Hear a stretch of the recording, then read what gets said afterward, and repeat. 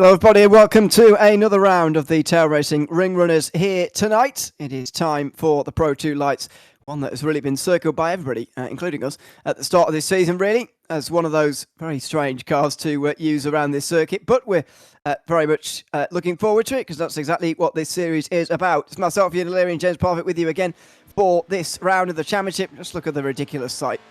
One of these cars going round one of these circuits as well.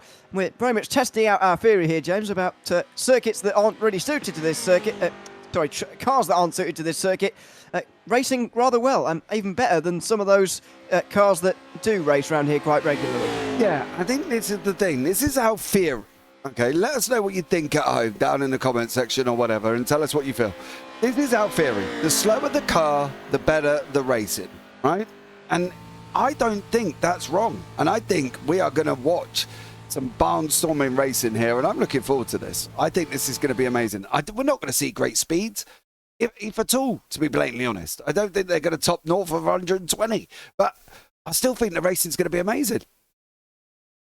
Yes, the laps are quite long because of the reduced speed, but it should be good racing. Last week's winner, Ewan, has taken the pole position again ahead of Scott Sadler, with Dave Mull alongside Dean Diltz on row 2. Dan Kosick is rounding out the top 5 ahead of Christopher Heron, the last driver to set a time. Corey Stas was one of those who hasn't set a time. Same with Stephen Johnson, Pat Midge, Jason Hightower, Anthony Solomon, John Amico and Houston Elliott. The 13 drivers who all make up the grid here. So Crowd in a decent position, I would say, to start off this race, to maybe go back-to-back. If anybody's going to beat Hightower this season, they've got to string some race wins together, it all in one go. And so Crowd maybe is on his way to starting, at least doing that. Yeah, definitely. The irony, sorry, the reason I was chuckling was the irony of last time out we had the SR8s with the NASCAR truck as the pace car. We've got the big old trucks, and we've got the tiny little BMW.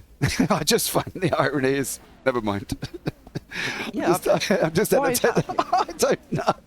I was just entertaining myself with that because I just found that quite amusing. Never mind. On we go. That's completely stupid, isn't it? I mean, yes, it's so bizarre. It's very bizarre.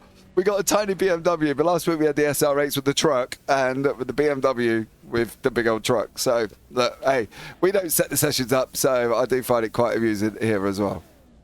I don't think you can set the car, can you? I don't think you can set the pace vehicle. Oh, you can. Can you? Oh, okay. I've not seen that setting before. So there you go. Yeah, I mean it's kind of funny, I suppose. So we'll keep it that way. But the BMW does lead them off indeed, and they make their way down towards the final couple of corners. One thing is going to be immediately notable here because we're using the shorter layout, and as we should as well, because it is a very slow car. The circuit is going to feel very small compared to these big cars when we go in towards turn 1, because actually the start line here at the just Nordschleife layout is very, very narrow. Yeah, and it's not long after the last corner. It's really weird. The finishing line is not officially where the start line is. The finishing line is kind of 50 yards back, but they'll be able to go on that green before then. So I'm going to be interested to see what happens here, because this is really one of them cars I've been looking forward to. I think it's going to be amazing somehow. Yeah, it's going to be a little bit strange in some ways, but it is going to be a good round of the championship, you feel, as Ewan Crowd now pulls into the final couple of corners. You're going to see what we're in now by the narrowness of the circuit. Look at the big cars working their way through here. You can see them over the barriers almost there as they go past the pit lane, and you can't really tell that the green flags are waved yet, but they are underway in towards turn number 1 on lap number 1, and Crowd has got a very good view of this car indeed as he just plumps over the curb there. What's one advantage you do have in these vehicles? You can actually go over the curbs, unlike in some of the other cars, almost all the other cars. In fact, there's a couple of runners driving down the grass there. On the way down in towards the right-hander, that's a little bit wide as well. Hightower and Stats battling side by side. Jason Hightower is going to prevail in that one. Yeah, but this is the interesting thing. Now, I've driven this truck, and I've driven it at road circuits. Now, the interesting thing as well, you can take the grass, because it will carry on. And it will hold. So you can take the grass on these, and you're not going to do what you do in every other car, which generally is spin and go round and brake and smash into the barrier. But this is where I just want to see this top speed. Whether or not we're even going to break at 100 miles an hour, I don't really know. No, kind of. Hey, it's awesome, isn't it? I'm made up here. I'm like smiling like a kid at a sweet shop. This is epic. Cars that are nice and slow, and the battles are going to loom on. Yeah, I think it's probably less, I think, in my opinion, to do with the fact they're slow and more to do with the unfamiliarity that we were certainly talking about last week as Dean Diltz just pulls to the outside of Mull. Now, is there going to be an issue with top speed here in terms of actually not having any more gear to go onto? He's certainly going to have an issue with space. Diltz hasn't got very much of it on the inside, but that's because these cars are very large, as we've spoken about. In towards Arenberg, he's not going to get through there. Oh, he's maybe going to dive back to the inside again. That would be brave, and he doesn't go for it. Johnson versus Heron, meanwhile, as Stas locks it up and all sorts going into Arenberg. That was all happening there as he went through the corner. They all come out the other side, thankfully, in this battle for 5th place. This is very populated indeed for the battle for the lead in the AM class. Yeah, it did, and they were just literally, I say north of 100. I don't even think they barely touched 100 miles an hour. We'll pick them up on a dot and go home. The interesting thing is that this truck leads to liveries that match the truck. And we've got the Jurassic Park Houston Elliott livery, which I think is just absolutely amazing. Anthony Solomon's Liverpool livery, which he always puts on it as well. But there's also some great little idiosyncrasies on trucks, and I'm finding this absolutely stunning. But it is Evan Crutfield out in front at the moment, behind with Scott Sadler in behind him, and you see Dave Moll's traditional skull livery in the background there with Dean Diltz's traditional livery as well, the purple and red there once more. But great action, I'm sure it's going to take shape, and where are the overtakes going to come? Is the Nords wide enough to put two cars together? Because it didn't look like it was wide enough on the run down to Arenberg. No, it didn't really. As you can see in the background, they are going side by side through the chicane here. Hightower and Cossack. Goodness me, that's going to be, over the curbs. You're going to get away with it because you're in these cars. Cossack goes wide and Stas slips through. Look at them using the curb everywhere. It's bizarre. Mace on the inside will go through as well. Is John Amico going to maybe follow through as well? He is. You know that once there's a hole, you've got to try and use it because otherwise you see it close and there you go. Amico's in the wall. There goes Solomon through in the traditional livery, as you say, up to 11th place. But there's John Amico going wide again. Houston Elliott will come through. So this is going to be very congested. And as you said, it's difficult to get alongside, but it's not impossible as they all go deep here. They're almost all in the wall round there through Exmuller. Oh, Jonathan, everybody was sliding. Everybody was sliding. This is absolutely amazing. They were all sliding round Exmuller and now on the run now here as well. Oh, absolutely stunning here. I think this is going to just be, if they can all keep this clean, I think we're going to go see some great racing here. Now the run up into the carousel. How fast are they going to go? Is there going to be a massive change of speed? Well, I don't really know, to be blatantly honest. They're just kind of pushing each other at the moment. Yeah, they are. Well, this is quite astonishing racing, you've got to say, here in these Pro 2 lights. Here's Heron versus Hightower. You'd imagine the pros are going to start to come through on the AMs now as it starts to filter through, but it's going to be difficult. The run up the hill here, they're barely getting over 100 miles an hour because of gravity working against them and the lack of power that these cars have in a straight line. Anyway, and there's Stas just needing to push Hightower to help him along there. And that's going to demote Heron a couple of places. They've got no problem driving down the grass either in these cars, of course. Inside line for Stas then. It's side by side through the fast left-hander. Although it's not that fast in these cars. In the wall and the outside, Heron's going to lose those places as expected. Yeah, Corey Stas there, right in behind, in front of him, made use of the fact that Heron went and hit the wall. But you can just see that what they know what they've got to do. They've got to push to be able to close the gap. Look at them sliding. How are they going to get on through the carousel? That makes me wonder. Yeah. How are they going to get through here? Well, it's all right in the end. It's normally the really low cars you worry about, actually, getting through here all right. But no, everyone's got fine through there that time round. And so they make their way into the final sector now. I think this is really going to be the place where there really is no overtaking chances. But yes, we would have said that before in other parts of the circuit as well. And we've already sitting side by side. So let's see, hold our breath as we go through this final sector now. Yeah, here we go. Houston Elliott. How is he going to handle this? You can take a lot of the curve, don't forget. Look at the truck just mightily sliding here. You've got to admit, right, you would put this car get in this car and you would rip through every little bit of grass you could find to see where the slowdowns would be. Because this car is effectively made for dirt, right? They can do this. They have got the grip on it. They're not going to slide off. They're not going to be on slicks. They're on probably dirt road tyres with grip. And I would be... do you know me? I'd be ripping around the left-hand side, literally on the grass to see. Because it seems like when you do take some of the grass area, you have got a better line because the car's made for that. And that's what I would give it a try. For one lap or so, I would have tried putting it on the grass and seeing where my slowdowns were. You're going to take them off anyway because the truck's not fast enough to go. You're not going to get rid of them. So I would be ripping the grass as much as I can here. It is helpful, actually. No one's going to be getting the bonus points for not having any incidents this race, I would imagine. As that's a bit wide from high tire. It's going to get away with it over the top of the hill there, but dearie me, that was quite wide. So the top four are actually all still nose to tail here, all still in the slipstream. Crouch, Sadler, Mull and Dilts. These two will continue to battle away as well as they try and catch those out front. And they're not actually that far away from the lead here, so maybe these two do still have a chance. Yeah, I think they work together. We'll just give it a shot of the tyres there. You can see they are just general road tyres with grip. They have got bucket loads of grip on them. It's probably, absolutely huge tyre to basically go and get changed. I wouldn't want to be paying for the puncher, let's just put it that way. But it's going to be interesting to see now. I don't know what the gearing situation is. Normally you have short, medium or long. So I don't know even if long is long in these cars. I don't think they've got much past fourth gear. I don't even think they've got a fourth gear, have they? Yeah, good point. It doesn't look like they have. Maybe not. It seems like 3-speed gearbox seems strange. I must admit, but... no, he's redlining. He's redlining. He's got nothing. Very strange. Yep, no more. So that's the problem I foresaw actually for these guys. Oh, they're actually going to run out of gears, and it looks like they might do.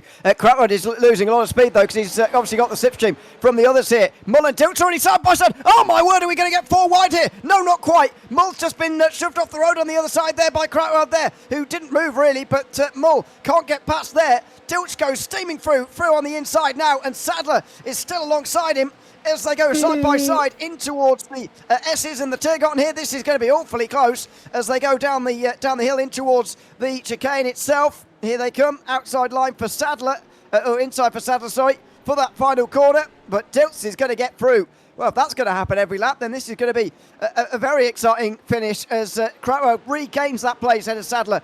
He couldn't get away in the first part of the race. He's demoted to second now. Yeah, if this is what we're looking forward to. Look at Cossack, Elliott and Amik Solomon. They're having a right little ding-dong in the middle. Then we've got Mish and Stas going to be going at each other. Hightower is here as well. Oh, my God, this is going to be absolutely amazing. And I've got to be honest, so far, Mr. O'Leary, got nothing to look back at. No.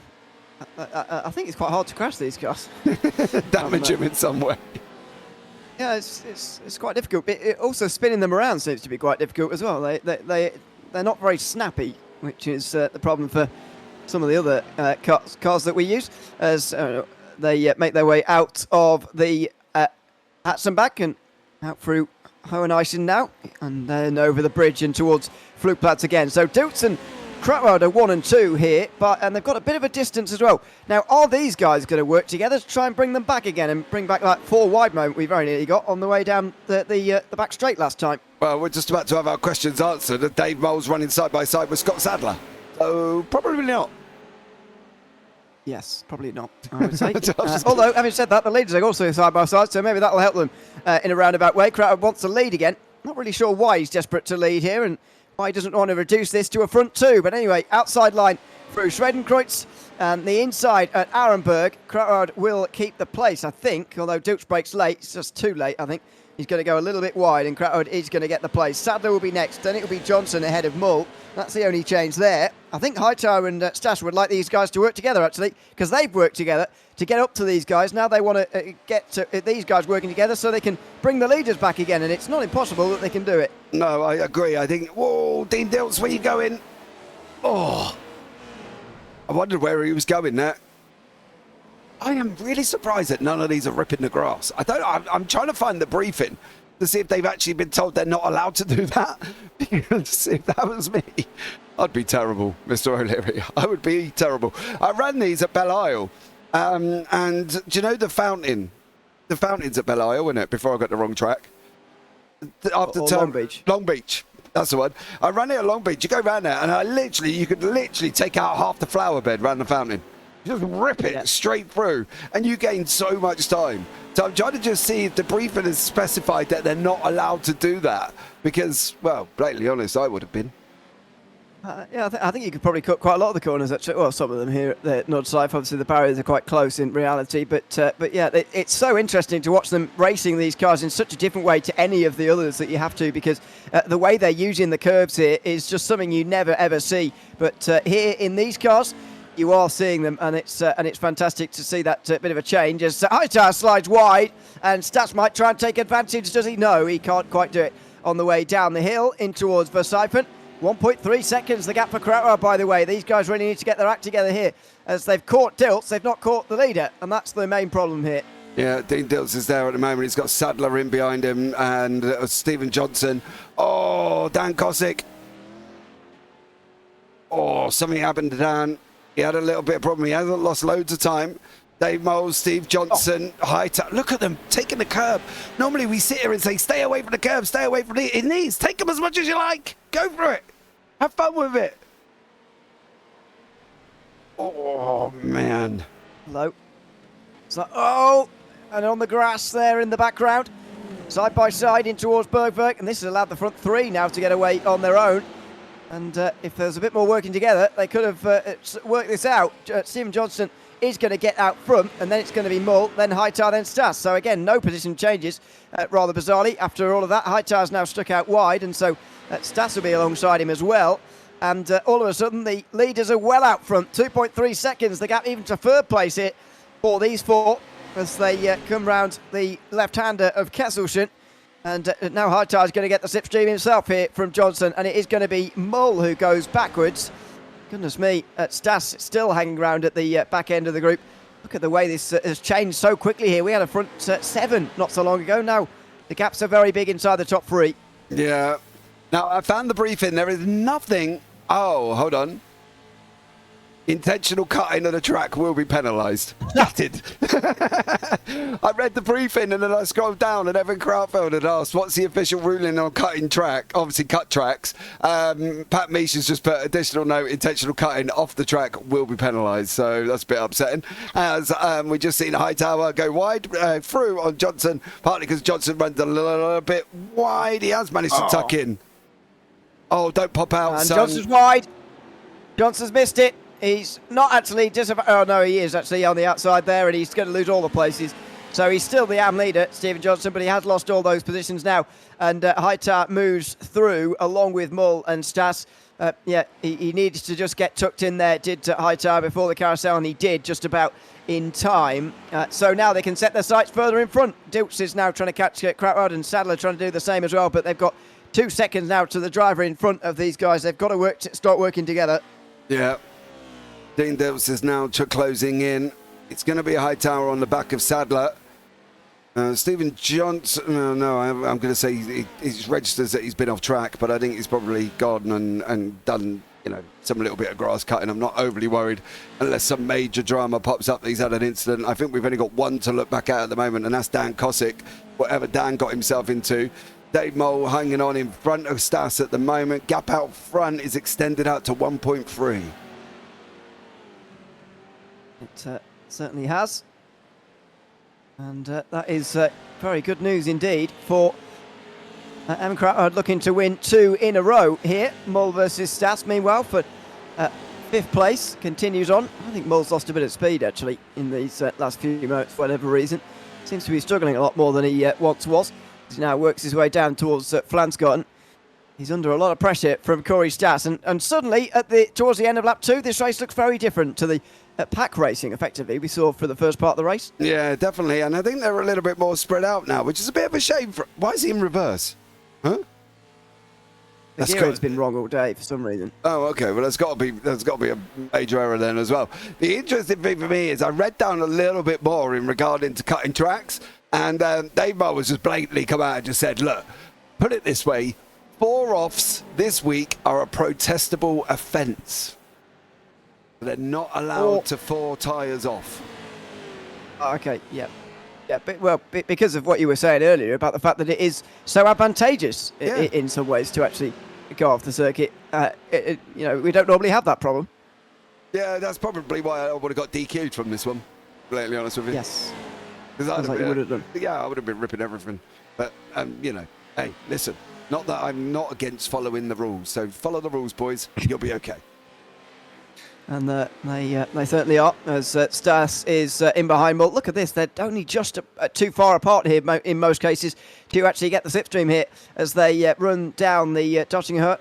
There's going to be Mull getting the slipstream of Hightower, and that's going to only accelerate this process, but Stas is going to try and pass him anyway. Not sure that's the wisest idea, to be honest, at this stage. They're only going to get the slipstream from Hightower here is Mull, and Stas isn't going to get anywhere. So he's pulled alongside, but how long is this going to last for? You'd imagine that tide will be turned now as they get towards the end of the straight, and there you go. It's starting to come back the other way now. Mull is starting to catch it up here. Hightower's getting slipstream of his own, so it's a real double tow here for Mull, and that's going to be he's way quicker towards the back end of the straight.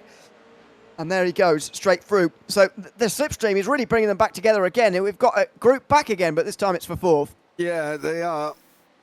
Sadler's just there. He's a bit 3.6 back. He's not really making inroads on it. Pat Meesh and Houston Elliott decided that they're just going to keep going. Oh, steady Eddie. Corey Stas they're in the pit lane. They run out of fuel. Wow. But not everyone's in. They run out. Oh. I guess so. Houston Elliott doesn't seem to think so, and neither does Solomon.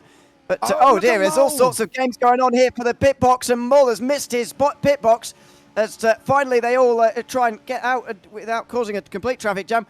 It looks like they do need fuel for this race. To be fair, they never really do races of this length in truck racing, so in dirt truck racing. So, having thought about it now, I'm not surprised actually that they do need a bit of fuel. Well. So why doesn't Houston Elliott and Anthony Solomon need fuel? Are they going to run out? Well, I think they might run out. Oh. Huh. If I'm take a guess, I think they're going to run out as they go along. But let's wait and see on that one. So there are much different pit stop times actually down the field. Dean Dilts was 3 seconds shorter than Evan Crowder, who actually had one of the longer ones there because Crowder was Hightower was a second shorter than him. Scott Sadler was 4 seconds shorter. Pat Meesh 4 seconds shorter as well. A lot shorter pit stops here than Crowder had managed as side by side between Kosick and Stas. These guys have spent ages in pit lane, and they are a long way down as a result. Yeah, definitely are. Stas is right down the back. He's in 11th at the moment. So it'll be interesting to know when or how he's going to make his way back forward. Excuse me. Dean Deals and Evan Krautfeld. We've got one and a half more laps to go. I wonder if they feel they can get to the end of this one and then go in. But why? What's the benefit? Well, I suppose what's the benefit of coming after 2 laps in the same way? Depends which question you ask. I can't understand. I suspect they might not make it, to be honest. Houston Elliott has already lost the lead to Anthony Solomon. I reckon he's running out of fuel right now. You reckon?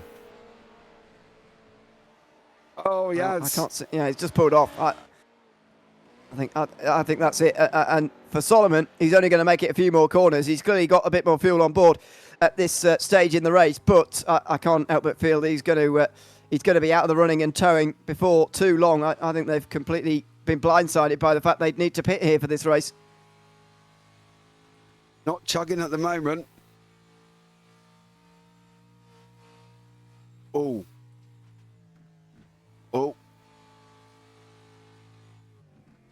Well, he seems all right at the minute.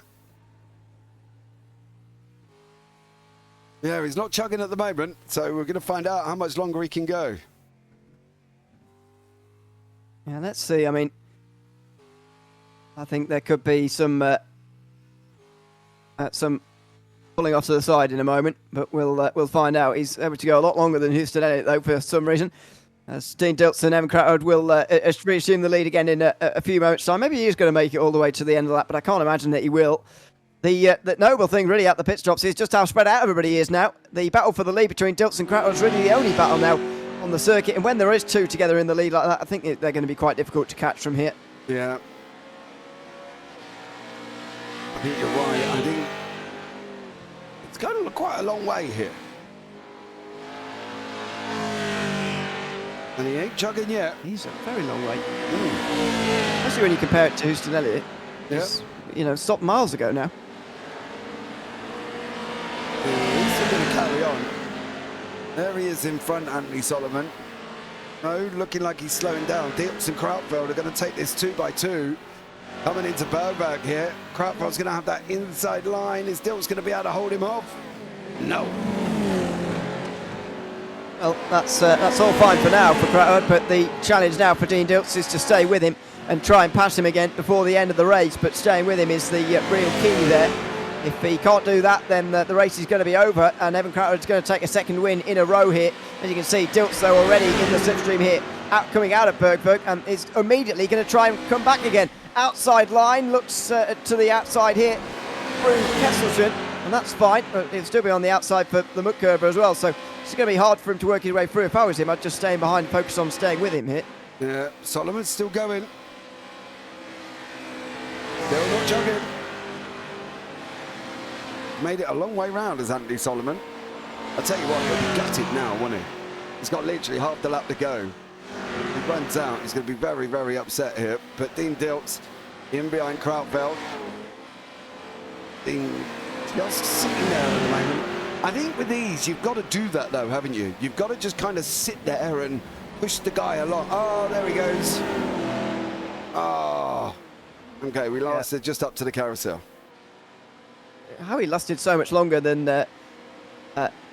Houston Elliott, I've got no idea. Houston Elliott, by the way, is retired from the race, unfortunately, so that's the end of him in this round of the championship.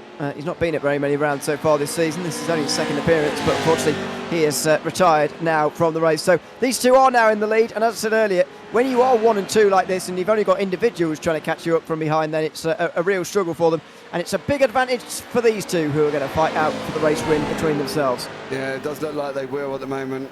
I can't see Diltz clearing Krautfeld. I've got a funny feeling that Diltz, I don't really know.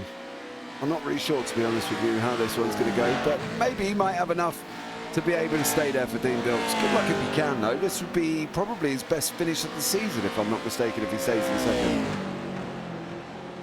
For Dean Diltz, that would be true. He's been third in the last 2 weeks in a row, so he's been having a good run of things in the last 2 weeks, and indeed he was fourth the week before that. So the last 3 weeks have gone very well for him, but can he hold on to best result of the season so far and continue this great run of form that he is in? Evan Crouchard as well has been having a very up and down season. He's finished on every spot on the podium once, and he's looking to finish on the top step for the second time here this season here today. But in between times, he's been finishing outside the top 10. Which is too far away if you're a championship contender. But he looks strong again in these trucks, and he's got over a second now ahead of Diltz. Just not sure he's got quite enough, actually, to really pull the distance he needs yet. It's going to be finding out how close he is, to be honest, by the time we get on to the dot and the hoe. How far away is he going to be through Galginkov? So, yeah, whether or not he's going to be able to, but this is where we're going to kind of find out what the draft and how strong the draft is going to be, right, at the end of the day, because obviously if he's 1.1 back, normally would be a little bit dubious, but, you know, open setups, anything can happen. Literally anything can happen in these trucks, that's for sure. This is the closest battle out there on the circuit, and Diltz will be desperately hoping that he can use that straight line speed a little bit and maybe a bit of draft here to get close to Crouchard. I'm just not sure he's quite going to get it here, but we will see. And also, even if he does get back in the draft and he's half a second behind by the end of the straight, what's the benefit really? Because we've seen Crouchard is quicker when they get to the corners, how is Dilts ever going to win this race if he's not quite as quick through the corners and he's not going to stay as close as he needs to be? He's only going to prolong the inevitable here. So let's see, 1.3 seconds, and we'll see if that comes down at all now. Yeah, 1.25 to 4. It is coming down. It is coming down. 1.1. Oh, keep going, Dean. Is he going to hit this before the bridge? That's going to be the question. Or maybe not. 8 tenths. Starting to come down at a rapid rate now, though, Ewan. I've got to be honest. Yep. Look at that. I can't believe he's got slipstream from that distance back. He's Look at now this. 3 tenths behind. That's over a second gained. Maybe he does have a chance here. Oh, he's going to get blocked off on the right-hand side. He's going to go for the left instead. Crowder just trying to stop him in his tracks as best he can now as they go through the chicanes and the sweepers. Oh dear, someone's going to clash with the other, and in the end it's Crowder who breaks very late but gets away with it. That is a very good bit of driving from him as he stays in front of Dean Dilts and keeps that lead as they see the white flag. 1 lap to go. Maybe Dilts does have a chance here. If he just even stays within a second and a half, he's got a chance. He had massive amount of overspeed as well. If Krautfeld hadn't come over and blocked him off, he would have got him. I've got to be honest, I think if Dilts can stay 1.2, 1.3 back, that last run down the Domino is going to be mighty. It is. He'll have a chance to win this race, which is not something I was predicting, to be honest. Again, it's given that problem to the same problem to the guys behind, by the way. Even further behind, Jason Hightower's over 5 seconds behind, but he is going to be back on the podium again for the first time since his winning streak, which at the end was 5 in this series. I don't think we're going to see a winning streak quite as long as that, or indeed bigger. But Crowder might be on his way to 2 in a row. I'm not sure what you do here in this situation if you're Evan Crowder, because even a second and a half might not be enough for you to keep the lead. Do you hand the lead over and hope that you can draft past Dilts on the last lap yourself, or do you stick to your guns here and hold the track position for the moment? I'm really not sure. As he goes over the top of the hill, half a second, there could be a battle down the end at Schradenkreuz here as well here. Yeah.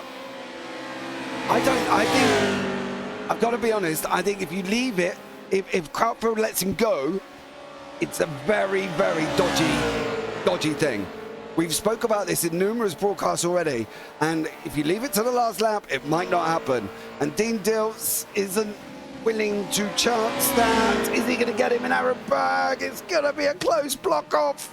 Oh, go round, son. Oh, is he going to run him all the way around the outside? Oh, he's going to have the inside for the next part as well. Go Dean Dilts. He might well do this. I think he's got his nose in front, and that's the important part here as they go through the front row. They're trying their best to give each other space. As we've seen in previous cars, that's quite hard to do in these cars, as we've seen. Crowder's really on the outside. He's up against it now as he goes towards Adnan Frost. They're going to have to give each other room here, but Dilts maybe stamped on the brakes too much. He gave up that maybe a little bit too easily. He didn't want to run Crowder into the wall, and fair enough for that, but he stood on the brakes far too firmly there as he got over the top of the hill, and he gives up the lead again to Evan Crowder. He gave up 6 tenths as well. Such a shame. Man, I thought that would have been the move of the century, because he went round the outside and then just literally run him. And, absolutely awesome driving from Dean Dilts in these trucks. I've got to be honest, great driving. There's been, what's going on down here with all of a sudden Johnson and Mo? Has Mo made a mistake? No, I haven't got anything on there, but it's just been closed right in by Johnson. Going to try and capitalise, I think. I think that's normal speed. I think, Bull in the past was around Johnson in that big group of 7 cars, but Johnson was ahead of Mage, so there's been some changes in the pit stops here because Stephen Johnson did a 26-second pit stop. Pat Mage only did 11. He's got enough fuel on board, but for whatever reason, Pat Mage had a lot short of a stop because Johnson had a very long one. Stephen Johnson's not going to get back to the lead, I don't think, in the AM class, but he is closing on Mull, and that shows he has got good speed. Definitely is. He's closing the gap up. You look in behind as well. Stas is coming at the same time here. Bradfield's 1.1 ahead of Dilts, but are we going to wear it? There, teeth. Are we going to really worry about that at the moment? If it was out at 2 seconds, 2.5, then maybe, but for Dilts, he's got to try and get it down a little bit, and this is another opportunity for him on that run now. He's got to get as close as he can coming out of Burberg and try and get the run up into the carousel to see how close he can get. Let's see, as they get into Bergberg again. Dilts might have just let this slip just a little bit here towards the end, but I said that before, and it turned out he was okay in the end to catch back up to Evan Crouchard in the lead of this race. 1.7 seconds is now the disadvantage. It might be enough for the leader to take a second win in a row. They work their way up to Kesselchen now. Further behind, Mull still just about in front of Johnson, but I think that is going to change at the end of this long flat-out section towards the look over there. It's Stephen Johnson, he's really close behind. I'd imagine he will go through. Yeah, don't forget, these are literally only doing about 100 mile an hour. They've only got 3 gears on them. Johnson's going to look at pulling out. Oh, he's on the grass, in the wall. He managed to hold it, but he's got to try and go again now. We've seen the draft out at 1.2, 1.3, and now he's got to try and close him in even more. But Corey Stas is now sitting back going, well, son, you made that mistake. I'm coming through as well. And, wow, we were close.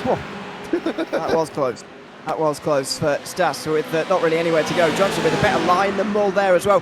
He will really feel like getting past Mull would be a great thing for him, but he's not able to, and that's allowing Stas to get alongside him as well here. That wasn't ideal, as Stas gets up over the curb on the inside line there before the Style Striker. This is going to be Stas's position, I think, head to Stephen Johnson. They're going to have the same problem of still being behind Mull, who they're both quicker than, but they still can't quite get past, and that's the problem that's going to remain. Yeah, and look at the gap up front. Yep. Down to a second. Down to a second. Johnson! Oh, go on, Stephen! Oh, mate. You got to give him props for that. He held that as well, which is absolutely epic. Well, yeah, he's going to finish second, certainly in the AM class, confirmed now, as Pat Macy is going to take the victory. That was a lot down to the pit stops, as long as he's got the fuel to get to the end, Pat Macy, which you'd imagine he will. This, meanwhile, is Mull versus Stas continuing on around the top of the circuit through Horact, and now the downhill run all the way through this final sector. Really twisty through here, of course, and Stas is going to be quicker, there's no question about that, as he gets in right close behind Dave Mull. Oh, really close there as he went over the top of the hill, and again not able to find his way through. So they're going to wait to the final straight. So are the two leaders. 1.7 seconds between Crouchard and Dilts. Is that too far? Well, I'm not sure what to think anymore after what we've seen so far today. No gap, I don't think, is a gap that Crouchard's going to be happy with. He's just going to continue to try and hammer out these corners. They go up to 1.9. He's starting to get a bit of an advantage now. Yeah, he is, and they're not. Oh, Dave Mull. You know, it's interesting because certain things, obviously here as well, doesn't look intentional. And I'm not saying anybody's doing anything intentional, but sometimes when you run wide and you've got them 2 wheels on the grass, they do kind of help you bring it back to where it needs to be. And I think that's probably what just saved Dave Mull there, to be blatantly honest, as well. Just by hitting that outside grass a little bit. 1.8 with Dilts and Krautfeld going through Kleins. 1.9 to 2. Okay, so it's rapidly going out. Just went wide. Yeah, he just went right through that small carousel there, and that has rapidly seen the gap grow to 2.2 here. So it might be in these positions at the end of the day for these two. And Crouchard's going to take a second race win in 2 weeks in 2 very different cars. First last week in the Radical SR8, and now this week in the Pro 2 Lite as well. Looks like he's going to go on to take victory here as they now come down the back straight and in towards the final corners. This is going to be Crouchard's victory by the looks of things, and it's been a good drive for him to get used to a car like this and drive like that. Yeah, very impressive indeed. Yeah, he has. The gap's not really coming down now. He needed to be a little bit closer, which is what we expected. But it does look like Krautfeld's wrapped this up. You can see in the background Stas and Mull just coming over the hill in the background. Mull's a little bit further ahead. He's still managing to hold on. Stas is just trying to find any help he can get here and literally cannot find a single bit. But Evan Krautfeld coming into the final bit. He's coming into the final corners with an advantage now ahead of Dean Dilts because he's finally broken that slipstream. It was so important for him to do it, and he finally has through the final sector. He's going to take a second victory in 2 weeks here in the Pro 2 Lite. Evan Crouchard wins on the Nordschleife. by 2 seconds in the end as the battles behind continue. Behind Pat Mage, who's going to win in the AM class, it's going to be Stas versus Mull for that 6th position, and Stas is going to get... He has been quicker over the course of the day. He's got to make sure he just slows down in time, and they both go a bit too deep. Big slides from both. Mull goes off, and Stas will keep that position. He will finish 6th place in the end with that late pass. Oh, good job, though. Good job from Corey Stas. Stephen Johnson in there. Dan Cosick going to come over the line at the same time with Chris Heron a little bit further back. But the first 2 laps, yes, we would sit back and go, we had great racing. The next 2, not so much, but we also had the Krautfield Dilts drama and battles, and is he going to be close enough? What the draw? So we kind of had it all the way through, but it just wasn't quite as action-packed as lap 1 and 2. It was, still good racing though across the board for all of these drivers. For all of these drivers, it was very good racing indeed. John Amico and Anthony Solomon are going to be the last over the line. They're only 7 seconds apart at the moment. I've got to say on the track map, it looks like way less than 7 seconds, but I guess they're going so slowly that it looks like a very short gap when it isn't. They only do 100 miles an hour just about on the straight. So Amico is going to come over the line with 11th ahead of Solomon, who's going to be 12th in the end. And then we'll, of course, have a look at the results and indeed the replays at the end of this one. There is Solomon into the final corners and across the line. He is going to finish in 12th. Well, let's have a look at the race results then at the end of that one. The Pro 2 Lights delivering a great race. Evan Crowd wins it ahead of Dean Dilts, with Jason Hightower rounding out those on the podium. Scott Sally was next ahead of Pat Mace, who wins in the AM class. Corey Stas passed Dave Mull at the very end, as we saw, to finish in 6th place. Stephen Johnson finishes 8th ahead of Dan Cosick, with Christopher Heron, the final driver, on the AM podium. John Amico, Anthony Solomon and Houston Elliott round out the field. Houston Elliott running out of fuel, of course, in that race, as did Anthony Solomon, actually, who still finished in 12th place. So other than that, I don't think there were too many incidents, to be honest. No. I want to have a look back at what happened to Dan Cosick right near the beginning. That was a little bit confusing. Okay, when you want to work, that would be amazing. Thank you very much for that.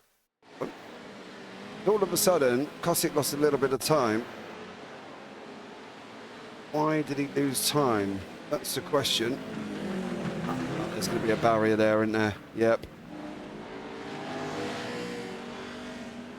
Got a little bit of a wiggle on there, but he also had a second one that seemed to cost him a little bit more, but to quite find where it... Whoa! And do you know the thing is as well, when you look back at that, if that was any other car, he would have been on the wall. Watch the back tyres hit the grass and then straighten him up. Watch, they go on the grass there, bang, and then it's under control and he can stop it. Helped him. Yeah, he did stop him there as well.